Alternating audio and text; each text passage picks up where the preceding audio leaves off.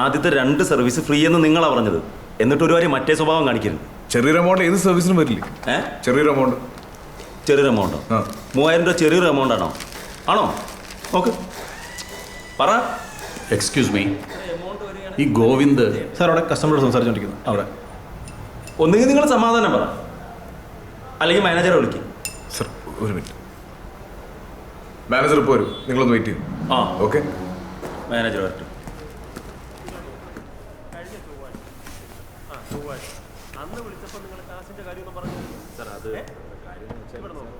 ഇവിടെ ഇപ്പോൾ 2 മാസമായോ?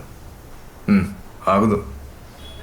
Campus selection ഇല്ല, ആ സമയത്ത് എനിക്ക് സുഖമില്ലാണ്ടിരിക്കുമായിരുന്നു.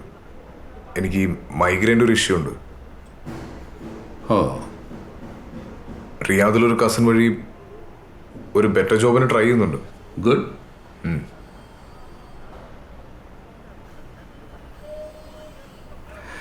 സി, ഞാനിപ്പോൾ വന്നത് എന്തിനാന്ന് ഗോവിന്ദന് അറിയാമല്ലോ അല്ലേ?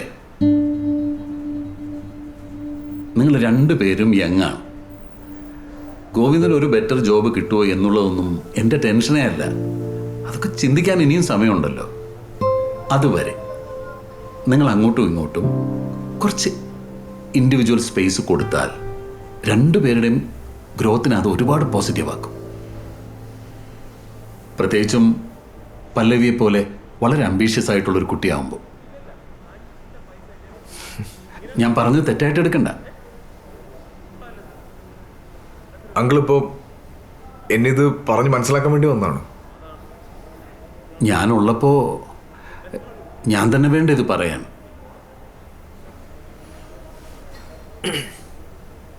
കസ്റ്റമേഴ്സ് വെയിറ്റ് ചെയ്യുന്നുണ്ട്. Of course. Thank you for the time.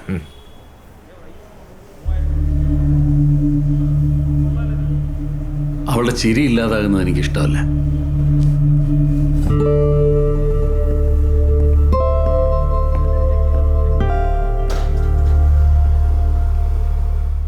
வணக்கம். இன்னைக்கு சென்னையில் இன்னொரு ஜூம்பா அகாடமி ஆரம்பிக்குது. And guess who is behind it? Hello sir. Hi. Hi. இப்போ நிறைய மக்கள் മറ്റന്നാ എത്ര മണിക്കാന്നാ പറഞ്ഞേ? 2:30 ഫ്ലൈറ്റ് എന്ന് പറയുമ്പോൾ ഒരു 10 മണിക്കെങ്കിലും ഇറങ്ങണ്ടേ? We already have one in Mumbai and one in Delhi. And I've named it Zumba Dance Clinic. കൊള്ളാലോ ചെക്കൻ. ആളാരാന്നറിയോ? Cloud9 എയർലൈൻസ് ഇല്ലേ, അതിന്റെ എക്സിക്യൂട്ടീവ് വൈസ് പ്രസിഡന്റാ വിശാൽ രാജശേഖരൻ. എന്നിട്ടാണോ ഈ ഡാൻസും പഠിപ്പിച്ച് നടക്കുന്നത്? ഹരവട്ടനാ. പുള്ളിക്കില്ലാത്ത ഇൻട്രസ്റ്റ് ഒന്നുമില്ല. കോഫി ഷോപ്പും ഡാൻസ് സ്കൂളും ഒക്കെ. ഇതിപ്പോ ചെന്നൈയിലെ പുതിയ ഡാൻസ് സ്കൂളിന്റെ ഓപ്പണിംഗാ.